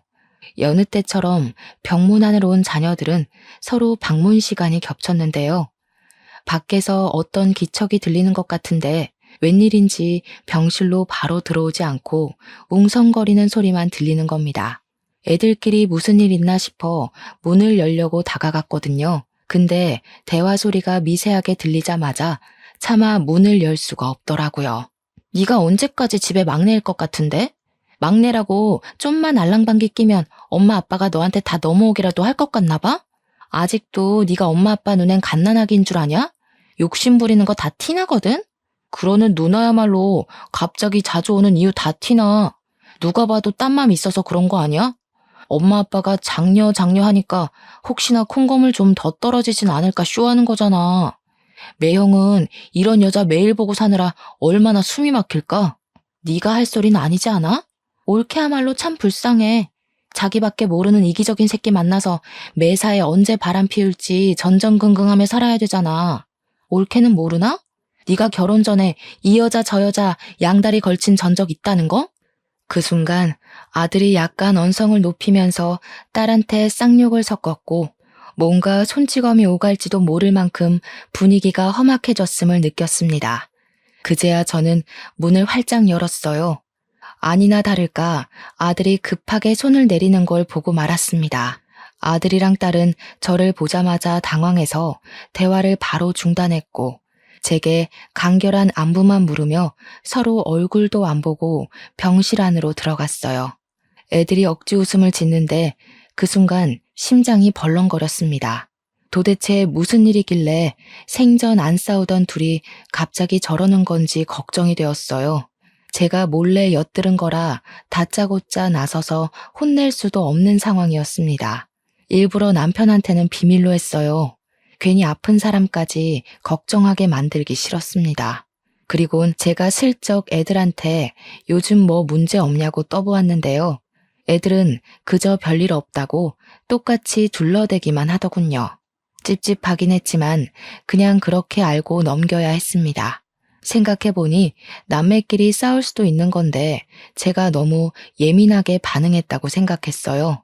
간병 생활을 하다 보니 더 이상 병원에서 해줄 치료는 다 끝이 났고 남편에게 재활 치료만 필요하던 상황에서 이젠 집 문제가 저희 걱정으로 다가왔는데요. 앞으로도 우리 둘만 쭉 살 텐데 굳이 큰 집이 필요한가 싶은 생각을 저와 남편이 똑같이 했습니다. 게다가 당시 저희 아파트가 미로식으로 되어 있어서 남편이 휠체어를 타고 다니기엔 동선이 불편하기도 했어요. 그래서 제가 먼저 집을 내놓을까 하고 의논을 했는데 남편이 다른 제안을 하더라고요. 그러지 말고 이 집을 애들한테 증여해 주는 건 어때? 우리 지금 있는 돈으로도 충분히 평수 적은 아파트 구할 수 있잖아. 이왕이면 애들한테 재산 하나 크게 남겨주면 좋을 것 같아서. 이 착한 남편은 아직도 다 큰 자녀들이 마냥 품 안의 아기라고 생각하고 있었어요. 물론 그건 저도 마찬가지고 어느 부모나 당연한 소리겠지만 한편으론 자식들에게 아낌없이 퍼주는 남편이 너무 바보같이 착하고 욕심이 없어서 안타까웠어요. 애들 시집장가 다 보냈으면 좀 자기한테 투자를 할 필요도 있는데 너무 돈만 벌어와서 그런지 남편이 스스로를 잘 못 챙기는 것 같더라고요. 물론 자녀들도 그런 남편의 심성을 잘 알아서 우리에게 더 잘하기도 했어요. 어쨌든 남편이 제안한 뜻이나 남편의 마음가짐이 어떤지 다 이해하고 잘 알겠는데 제게는 바로 수긍할 수 없는 고민이 하나 있었어요. 바로 아들과 딸의 사이가 안 좋아 보였다는 겁니다. 한 집에서 두 식구가 살 수는 없는 일이니 어느 한쪽에만 집을 줘야 하는데 그럼 안 좋은 사이가 더 틀어질 것 같았거든요. 그래서 제가 그때 처음으로 아들과 딸의 원인 모를 갈등을 남편에게 처음 고백했어요. 남편이 듣더니 꽤 표정이 굳어지더라고요. 생각이 많은 듯한 얼굴이었습니다. 그리고 며칠간 홀로 별말 없이 고민만 했던 남편이 끝내 의견을 냈는데요. 우리랑 같이 살겠다고 하는 자식한테 집을 증여하는 게 좋겠다. 애들한테 전화해서 집 주는 조건으로 우리랑 같이 살 수 있겠는지 물어봐. 자식들에게 피해주기 싫다고 끝까지 분가를 고집하던 남편이었는데 그런 결정을 내린 것에 의외성을 느꼈습니다. 아무래도 남편에게 어떤 확고한 생각이 있는 듯해 보여 군말 없이 남편 의사를 따랐어요. 남편은 자녀들에게 전화를 해보라고 했고 제안 내용은 조금 독특했습니다. 합가가 조건인 건 알았지만 아들한테는 누나에게 이 집을 주겠다. 딸한테는 동생에게 이 집을 주겠다. 그렇게 달리 말하라고 한 것이 당황스러웠어요. 그래도 일단 남편이 시키는 대로 애들한테 전화를 해서 똑같이 알렸습니다. 충격적이게도 둘의 반응이 달랐습니다. 그날은 서운함을 표출하긴 했지만 알겠다고 수긍한 아들과 달리 늘 선량했던 딸이 처음으로 우리에게 목청을 높인 날이었어요. 왜 맨날 나만 양보해야 돼? 진짜 재수없는 거 알아? 엄마 아빠는 항상 동생 편이었어. 좋은 건 다 동생 먼저고 나는 한 살 많다는 이유로 늘 걔보다 덜 가졌어야 했다고. 너 결혼할 때 예단비로 아빠가 5억 챙겨줬잖아. 신혼집도 해주고. 아들 장가 갈 때는 결혼에 돈 왕창 써버리느라 겨우 2억밖에 못 챙겨줬어. 아무리 서운해도 그런 소린 하면 안 되지. 5억? 그게 아파트랑 같아? 그 아파트 단가 오르면 내가 더 손해잖아. 아파트 단가 오를 때마다 나한테 돈 더 줄 거야? 그런 것도 아니면서 어떻게든 아들한테만 이익 챙겨주려고 하는 거 진짜 지긋지긋하다. 내가 자식이긴 해? 말만 우리 장녀 하면 뭐해? 장녀가 뭐 밥 먹여줘? 이럴 거면 나 왜 나왔어? 뭐라고? 어떻게 부모한테 그런 말을 할 수가 있어? 엄마 아빠가 너를 얼마나 아끼면서 키웠는데 우리가 언제 차별을 했니? 너나 동생이나 똑같이 해주고 똑같이 갖게 하려고 얼마나 노력했다고. 그건 엄마 아빠 생각이겠지. 나는 매사에 차별 느꼈거든? 이러니까 가해자는 피해자 입장에 대해서 아무것도 모른다는 거야. 이럴 거면 차라리 아들 하나만 낳아서 차별을 모르게 하지. 왜 나를 낳아서 짜증나는 꼴을 보게 만들어? 저는 딸의 원망이 충격이었지만 제 옆에서 남편은 묵묵하게 딸의 막말을 듣고만 있었습니다. 다신 연락하지 말라고 꼴 보기 싫다고 하던 딸은 자기가 줬던 용돈까지 내놓으라고 했어요. 딸이 우리가 자식들이 준 용돈을 안 쓰고 있다는 걸 알고 있었거든요. 내 돈 필요 없잖아. 나도 편애하는 부모한테 내 돈 안 쓰고 싶거든? 그렇게 아끼는 아들 자식 돈만 받았어. 오늘 저녁에 당장 내 돈 입금해놔. 안 그럼 집 가서 다 깽판 칠 거야. 처음 보는 딸의 이면에 정말 실망했습니다. 제가 너무 놀라서 눈물까지 보이고 있자 남편이 제 손을 잡아주면서 반대 손으로는 아들에게 다시 전화를 걸고 있었어요. 아들한테 이 집을 증여하게 되었다고 전달을 했습니다. 그의 아들은 목소리가 들떠 있으면서도 침착하게 대응했어요. 그렇게 저희는 집을 아들 명의로 내어주게 되었고 아들 내외가 우리 집에 이사를 왔습니다. 텅 빈 집안에 며느리랑 귀여운 손자까지 생기니까 집에도 생기가 도는 것 같더라고요. 손자가 당시 4살이었는데 얼마나 통통 뛰면서 할머니, 할아버지 하며 잘 따르던지 우리 애들 커가는 거 보는 것과는 또 다른 행복을 느꼈어요. 아들과 합가를 한 지 한 달 지나면서 차츰 가정에도 안정이 찾아왔습니다. 그 시점에 아들이 저한테 몰래 집 명의에 대해 물어본 적이 있었어요. 진짜 자기 명의로 해주는 거 맞냐고 묻더라고요. 우리가 보여준 증거물이 없었다 보니까 아들이 궁금했나 봅니다.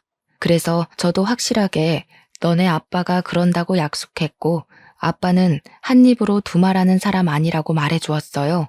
명의 변경된 자료까지 보여줬더니 아들이 고맙다고 안아주더라고요. 역시 내가 기댈 곳은 엄마 아빠 품밖에 없어. 엄마 아빠랑 같이 사니까 꼭 옛날로 돌아간 것 같아. 나 직장일 때문에 많이 힘들었거든. 와이프가 내조 잘해주긴 하는데 그래도 가장 책임이라는 게 진짜 무겁더라고. 엄마 아빠가 우리 키우면서 얼마나 고생했는지 다시 돌아보게 됐잖아. 저희는 정말 잘 지냈습니다. 며느리도 다리 불편한 제 남편에게 정말 잘했고 저랑도 엄마랑 딸처럼 편하게 지냈어요. 그 와중에도 딸이 우리를 돌아선 건 너무 속상했습니다. 저희는 정말 차별한 게 없는데 말이죠. 그래도 최대한 딸의 입장을 이해하려고 했더니 서운했을 것 같긴 하더라고요. 딸의 문제는 남편에게 잘 말해서 재산 상속을 미리 분할하는 게 어떻겠냐고 의논을 해볼 예정이었습니다. 당시에도 딸은 제 전화를 계속 안 받고 있었거든요. 연락을 안 받으니 아들 부부와 다복하게 지내는 동안에도 제 마음 한편은 늘 고구마를 삼킨 것 마냥 갑갑했습니다. 역시나 남편도 마찬가지로 딸에 대한 걱정을 계속 품고 있었더라고요. 물론 저랑 남편이 사후 재산을 상속하기엔 아직 기력이 쇠한 건 아니었기에 상속 문제는 당장 눈앞의 일로 생각하지 않았어요. 그리고 어느 날 저의 불행이 본격적으로 시작이 되었는데요. 남편이 재활 치료를 받아봐야겠다고 외출하기 시작한 지 2달 정도 되었을 때 지옥이 찾아왔습니다. 원래는 항상 제가 동행을 했지만 그날따라 남편이 혼자 다녀오겠다고 고집을 부리더라고요. 남편이 여전히 휠체어를 타고 있던 신세라 홀로 두기에 걱정이 되었습니다. 하지만 남편의 뜻을 존중해 홀로 보내게 되었죠. 그리고 충격적이게도 그날로 남편을 잃어버리게 되었습니다. 남편의 행방불명 때문에 집안이 난리가 났었어요. 아들은 경찰에 신고했고 며느리는 집 주위를 둘러보거나 재활병원에 연락하면서 남편을 수소문해 찾기 시작했죠. 그 와중에 딸은 계속 연락이 안 되더라고요. 문자로 네 아빠가 실종되었다고 했고 제 문자를 읽은 표시가 떴는데도 전혀 연락이 안 왔습니다. 그 순간만큼은 딸이 너무 원망스러웠어요. 어떻게 네 아빠가 없어졌다는데도 그깟 돈 때문에 부모를 등질 수가 있니? 네 누나를 어쩌면 좋냐? 아들아, 네 누나 도대체 왜 이렇게 변해버렸다니? 엄마 아빠 속상할까봐 이런 말 안 하려고 했는데 누나 원래 그랬어. 엄마 아빠는 우리가 안 싸운 줄 알고 있을 거야. 근데 뒤에서 누나가 나 많이 때렸어. 물론 지금은 중요한 문제는 아니지. 내가 하고 싶은 말은 누나를 너무 믿지 말라는 거야. 내가 있잖아, 엄마. 난 엄마 아빠한테 숨기는 모습 없어. 그냥 이 그대로야. 그래도 아들이 있어서 제게 많이 위안이 되었고 아들이랑 며느리가 정신 못 차리는 저를 많이 챙겨주었습니다. 손자도 할머니가 우니까 같이 울면서 안아주더라고요. 아무것도 모르는 이 어린 것이 얼마나 놀랐겠어요. 그럼에도 저는 어른으로서 체면을 차릴 수가 없었습니다. 제게 남편은 인생 전부예요. 남편을 잃을지도 모른다는 생각 때문에 매 순간 살이 도려지는 것처럼 아프더라고요. 그날 이후 저는 거의 반정신 나간 채로 밤낮 없이 남편을 찾았습니다. 그러길 1달이 지나고 2달이 지나도 남편은 집에 돌아오지 않았어요. 제게는 당시의 하루하루가 정말 지옥이나 다름없었습니다. 이 와중에 서운했던 건 저는 남편을 전혀 포기하지 않았는데 이미 아들이랑 며느리는 지친 기색을 보이더라고요. 제가 또 남편을 찾으러 나가려고 하면 아들이 더 이상 찾을 곳도 없다고 그냥 경찰 연락 기다리자고만 했습니다. 네 아빠가 그 불편한 몸으로 어디서 어떻게 됐을지도 모르는데 내가 잠이 오겠어? 그날 옷도 춥게 입고 갔단 말이다. 너희들이나 경찰 연락 기다려라. 저는 매일 같은 시간에 외출을 해서 그 뒷일은 전혀 모르고 있었거든요. 그런데 저 때문에 아들이랑 며느리가 자주 다퉜나 보더라고요. 제가 불지른 부부싸움의 갈등이 커질 대로 커져 불똥이 저한테 튀었을 때야 제가 눈치챘던 상황입니다. 그땐 믿을 수 없게도 아들마저 점점 막 나가기 시작했어요. 나 묻고 싶은 게 있는데 아빠 살아계실 때 재산 분할해놨대? 설마 상속인 엄마한테 넘긴 거 아니지? 원래 이런 건 살아있을 때 미리 자식들한테 알려줘야 되는 건데 돈만 버느라 그런 지식도 없었나? 그게 무슨 말이니? 지금 네 아빠가 죽기라도 했다는 거야? 그리고 아빠한테 말버릇이 그게 뭐야? 아빠가 공부하기 싫어서 안 했어? 너희들 뼈 빠지게 키우느라 아무것도 못한 거 아니야. 우리 때문에 아무것도 못했다는 소리 좀 그만해. 그런 거 다 핑계야. 그리고 현실적으로 아빠 2달 넘게 못 찾고 있는데 이 정도면 객사한 거 아니야? 다 늙은 나이에 갑자기 딴 여자 생겼다고 집 나간 건 아닐 거잖아. 그날 저는 처음으로 아들의 귀싸대기를 후려쳤습니다. 막상 때리고 저도 놀랐지만 후회하진 않았고 그 순간 제가 아는 아들이 아닌 것 같아서 욕까지 해버렸어요. 정신 나간 놈. 아들이나 딸이나 네 아빠가 젊은 시절 다 버려가면서 부잣집 자식들 부럽지 않게 키워놨는데 어떻게 이딴 식으로 행동할 수 있어? 너는 안 그런 사람이라며? 네가 누나랑 다를 게 뭐야? 나 누나랑 똑같은 사람이야. 누가 부잣집 안 부러워했는데? 엄마, 우리 부잣집 엄청 부러워했어. 나랑 누나 똑같이 부족하게 살았다고. 남 부럽지 않게 키웠다는 거 솔직히 엄마 아빠 개인적인 자부심이잖아. 자기 위로하느라 정작 우리 마음이 어땠는지 제대로 보기 싫었던 거 아니야? 저는 참지 못하고 아들의 얼굴에 한 번 더 손을 대려고 했습니다. 그 순간 며느리가 소리를 빽 지르면서 그만하라고 저를 밀어냈어요. 부모가 돼서 어떻게 자식한테 손찌검을 할 수가 있어요? 어머님 아들이기 전에 제 남편이에요. 저도 함부로 안 하는 남편을 어머님이 무슨 자격으로 손대시는 건데요? 노인네 냄새나는 집에서 2분 모시고 사느라 제가 얼마나 스트레스 받는지 아세요? 남편 때문에 참고 있었는데 남편은 건들면 안 되죠. 며느리의 발언 또한 제 머리를 강하게 내려치는 발언들이었어요. 그때 제가 며느리에게 밀려 싱크대 선반에 허리를 부딪히고 주저앉았는데도 며느리가 제 상태는 묻지도 않고 자기 남편만 챙기더라고요. 그러자 며느리 덕분에 쓸데없이 힘을 얻은 아들은 그저 저를 꼴보기 싫다며 그냥 남편 찾아가라고 부추기기 시작했는데요. 아빠도 없는 집에 있을 이유 뭐 있겠어. 우리도 돈 주는 아빠나 아부 떨어졌던 거지. 쥐뿔도 없는 엄마 모시고 살 생각 추호도 없거든? 아빠 안 나타날 것 같은데 더 이상 우리까지 피말리게 하지 말고 나가. 가서 죽고 못 사는 아빠 혼자 찾으라고. 아니다. 엄마도 아빠 따라서 그냥 사라져버리든가. 저는 그대로 아들 힘에 질질 끌려 집 밖으로 쫓겨났습니다. 신발도 못 신고 맨발로 복도 밖에 내쳐졌어요. 급하게 문을 두들겼지만 아들이 문을 열어주지 않더라고요. 어쩌다가 저랑 남편 신세가 이렇게 찬밥이 되어버렸는지 서럽기만 했습니다.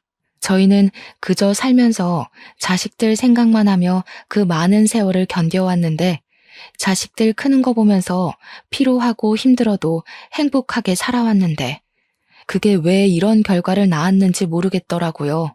저도 저지만 삶의 반평생을 가족만을 위해 살아온 남편이 너무 불쌍했어요.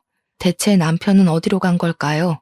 집 밖으로 쫓겨난 저는 복도만 전전하며 아들이 출퇴근할 때마다 집으로 들어가려고 사정했지만 아들이 결국 경비실까지 신고를 해버리는 바람에 1층으로 끌려 내려와 버렸습니다. 저는 그렇게 아파트 주위를 떠나지도 못하고 아파트 입구 밖에서 망연자실한 채 쭈그려 앉아 있었어요. 몇 끼를 굶은 바람에 노숙자가 되어서 정신을 잃었던 것 같습니다. 남편도 없는데 그냥 이대로 차가운 길바닥에서 동상으로 죽거나 굶어서 세상을 뜨길 바랐어요. 제가 살아야 되는 이유들을 다 잃어버렸으니 살고 싶지 않았습니다. 그렇게 언제인지 모르게 눈을 감았는데 다시 떠보니까 병원이더라고요. 그리고 그때 제 옆을 지키고 있는 남편을 발견했습니다. 저는 기력 없는 몸을 일으켜 꿈인지 아닌지 분간하기 위해 남편을 한참 바라봤고 남편이 제 이름을 불러줬을 때야 울음을 터뜨리면서 남편을 부둥켜 안았어요. 도대체 어떻게 된 거야? 나 두고 어딜 갔다 온 거냐고.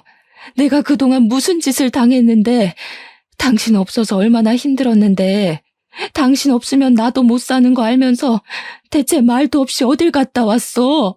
남편에게 질문은 왕창했지만 정작 오열하느라 대답을 들을 정신은 없었습니다. 남편은 제가 진정할 때까지 다독여 주었어요. 다신 남편을 못 보는 줄 알고 얼마나 조마조마했는지 모릅니다. 남편을 안 보는 그 모든 시간 동안에도 저는 남편이 죽었다고 생각한 적이 단 한순간도 없었어요. 하지만 어쩌면 돌아오지 않을지도 모른다는 생각은 살짝 했던 것 같아요. 제가 차가운 길바닥에서 잠이 들기 전까지도요. 어쨌든 남편은 그 사이 발음이 이전보다 좀 많이 좋아져 있었습니다. 옛날에는 남편의 말을 2번 정도 들어야 했는데 이젠 제법 소통이 빨리빨리 가능했어요. 그 모습을 보고 저는 더 반가워서 그간 서러웠던 일들을 남편한테 전부 토로했습니다. 남편은 저를 한참 달래주며 미안하다고 사과했어요. 제가 차차 진정이 되어갈 때쯤에 남편이 제대로 된 사정을 얘기해 주었는데요. 남편의 입에서 가히 충격적인 발언이 나오기 시작했습니다. 아들만큼은 잃고 싶지 않았는데 결국 남매끼리 이런 것까지 빼닮았구나. 나 일부러 실종된 척했어. 아들이 당신을 버리나 안 버리나 시험해 본 거야. 그 뒤로 남편이 쭉 설명해 주길 딸이 망가졌던 것처럼 아들이라고 안 그럴 거란 확신이 없었다고 합니다. 제가 지난날에 아들이랑 딸이 사이 안 좋다고 말했었는데 남편이 그 소리를 듣고 자식들이 자기의 사후 재산을 욕심내고 있을 수 있겠다는 생각을 넘겨 짚었다고 하더라고요. 그래서 집을 증여해 주기로 속이면서 시험을 해보고 싶었대요. 그러니까 사실 명의를 이전했다고 한 건 다 거짓말이었다고 하는 겁니다. 부동산 계약서에 적힌 명의도 아들을 낳기 위한 낚시용이었으니 가짜라네요.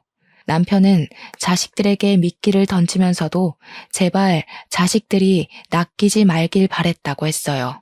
그러나 실망스럽게도 남매 둘이 똑같이 돈에 눈이 멀어 있는 걸 확인했고 낳아주고 키워준 부모보다 돈을 노리는 하이에나들일 뿐이었다는 걸 느꼈다고 했습니다. 남편은 아들이 혼자 있는 저를 어쩌면 내다버릴 수도 있겠다고 최악의 상황까지 예측을 했었는데 그 예측이 들어맞자 남편도 많이 힘들었다고 합니다. 그러면서 저한테 다시 한번 미안하다고 했어요. 딸이랑 아들을 혼내주고 다그칠 생각이었지 제게 피해를 주고 싶진 않았는데 이게 보통 문제가 아니라서 차마 저한테 숨겨야 했다고 했습니다. 그런 거 다 상관없었어요. 저는 남편만 제 곁에 있으면 된다는 걸 알게 된 시간이었고 남편이 다시 돌아왔으니 다른 문제는 다 용서할 수 있었습니다. 다시 돌아온 남편은 심지가 단단하게 굳어있는 상태였습니다. 이미 자식들을 버리기로 결정을 했다고 하더라고요. 저더러 자식을 버릴 수 있겠냐고 동의를 구하기도 했습니다. 그 어떤 고백과 질문보다 남편이 물은 그 제안이 세상에서 가장 괴롭고 슬펐어요. 대답을 하기까지 자식들을 키워온 지난날의 축복들이 머릿속에 자꾸 맴돌아서 쉽사리 입술이 떨어지지 않았어요. 그럼에도 남편은 자식들에게 돌아가지 않겠다고 자식들이 가진 부모의 자원을 다 앗을 거라고 단호하기만 했습니다. 그렇게 말하는 남편의 말씨는 시릴 만큼 차가웠지만 눈은 저랑 똑같이 서글프게 잠겨 있더라고요. 그래서 남편 제안에 동의를 했던 거예요. 나만 이렇게 괴로운 거 아니구나. 남편도 이악 물고 있구나 싶었거든요. 그렇게 저희는 아들 부부와 상의도 없이 우리 아파트를 부동산에 내놓았습니다. 그리고 그동안 자식들에게 받았던 용돈을 계좌이체로 돌려줬어요. 당연히 딸에게 줬던 남편의 명의의 신혼집도 철수를 시켜버렸고요. 딸에게 집을 사줄 때는 혹시 모를 이혼으로 인한 재산 분할 때문에 남편이 자기 명의로 해놓겠다고 했었거든요. 그래서 딸도 남편 말에 동감해 그러기로 수긍했던 거고요. 그런데 남편이 자기로 명의를 해놓은 데에 진짜 이유가 따로 있었더라고요. 효도 사기 안 당하려고 그랬대요. 자식들이 하도 부모 재산만 홀랑 빼먹고 버리는 경우가 많아서 그걸 대비했다는 거 아니겠습니까? 자식에게 죽고 못 살아서 다 퍼주기만 하던 양반이었는데 어떻게 그런 대처를 했는지 신기해서 남편한테 물어봤더니 뭐라고 하는 줄 아십니까? 자식도 자식이지만 애초에 내 꿈 이뤄준 사람은 당신이잖아. 당신 없으면 내 꿈도 다 깨져. 난 내 꿈만 지키면 돼. 제가 자식 복은 없어도 남편 복은 있었나 봅니다. 저를 지키기 위해서 효도 사기만큼은 피할 생각이었던 남편의 마음을 알고 저는 더더욱 자식들에게 연연하지 않기로 마음먹었어요. 그래도 남편이 자식들에게 최대한 부모를 배신하지 않도록 기회는 줬더라고요. 겨우 돈 때문에 가족 사이가 분열나는 게 싫었던 남편은 자녀들의 효심이 돈으로 움직이는 가식이어도 좋으니 제발 부모는 배신하지 말라고, 부모가 죽을 때까지 그 더러운 흑심을 모르게 하라고 기회를 준 거였어요. 그런데 이 철딱선이 없는 아들, 딸은 굴러들어온 복을 차버리고 욕심만 내다 보니 결국 가진 것마저 빼앗기게 된 겁니다. 심지어 남편이 살아있는 상황에도 둘이서 사후 재산 지분 가지고 싸웠잖아요. 부모 입장에서 아무리 사랑하는 자식들이지만 충분히 정 떨어질 만했다고 생각하지 않습니까? 아무튼 저희의 돌발 행동 때문에 아들 부부랑 딸 부부는 졸지에 집 없는 길거리 신세가 되고 말았어요. 그때부터 저한테 불티나게 전화가 오더라고요. 이제야 상황 파악을 한 건지 오는 문자만 봐도 둘 다 이미 죄인이더라고요. 잘못했다고, 우리가 생각이 짧았다면서 아빠 찾았냐는 걱정도 이제야 했고, 아빠랑 엄마랑 오랜만에 밥 먹으면서 얼굴 보고 얘기하고 싶다, 우리는 엄마 없으면 못 산다고 별의별 회유의 말을 보내는 거 아니겠습니까? 제가 일부러 전화를 안 받고 있다는 것도 눈치챘더라고요. 하루에 수도 없이 문자가 오는데 어떤 날은 그런 생각이 들더라고요. 제가 단호하게 결정 지어주지 않으면 이 녀석들이 한도 끝도 없이 부모의 손길을 기다리겠구나 하는 생각 말입니다. 그래서 아들, 딸에게 똑같이 답변을 한 통씩 해줬어요. 조건 없는 사랑이 부모의 사랑이라고 해도 그 진심을 함부로 누릴 권리는 너희에게 없다고. 기회를 못 알아보고 너희가 직접 선택한 어리석은 지옥길이니 편하게만 살려 하지 말고 평생 부모에게 저지른 불효를 기억하며 살라고 말이죠. 그리고 우리는 언제 어디서 어떻게 살다가 갔는지 모르게 너희와 절연을 할 거라고 전했습니다. 그래도 저희는 호적까진 정리하지 않았어요. 그렇다고 재산이 자식들에게 상속되게 내버려 둘 건 아니었고, 남편 뜻은 아마 사회에 기부를 할 생각인 것 같았습니다. 제가 문자를 보내고 나니까 자식들이 더 매달리면서 손자 사진까지 보내며 모텔 방이랑 찜질방만 전전하고 있다고 호소했어요. 아무 죄 없는 손자 사진을 보니까 솔직히 제일 강하게 흔들리더라고요. 그럼에도 남편은 한결같이 단호하게 행동했고 제 전화번호를 아예 바꿔버리는 바람에 저도 그만 자식 지옥에서 벗어날 수 있었습니다. 다행히 저희가 갖고 있던 아파트랑 딸내미 신혼집 물가가 전부 올라서 총 24억을 벌게 되었어요. 저랑 남편이 죽기 전까지 일 안 하고 즐기며 살 수 있게 된 거죠. 현재 저희는 평소 좋아했던 바다를 실컷 보기 위해 바닷가 쪽에 이쁜 집을 구해서 요양 중에 있습니다. 원래부터 자식이 없었던 것처럼 완벽하게 잊고 살 수는 없지만 그 근처를 흉내는 낼 수 있겠더라고요. 남편이 일을 안 나가서 몸이 근질근질한지 나들이를 많이 제한하고 있는데요. 바다를 구경하고 바깥을 나돌 때면 자식들 생각 일체 안 나고 남편이랑 연애 때 데이트를 했던 순간들만 회상이 되었어요. 자식을 위해 살았고 자식밖에 없을 줄 알았던 인생이라 생각했는데 남편의 노력 덕분에 저는 또 새 삶의 기회를 얻은 것 같았습니다. 이젠 누군가를 위해 사는 것이 아닌 진정으로 저만의 인생을 누리며 남은 삶을 보낼까 합니다. 당연히 사랑하는 사람과 함께요.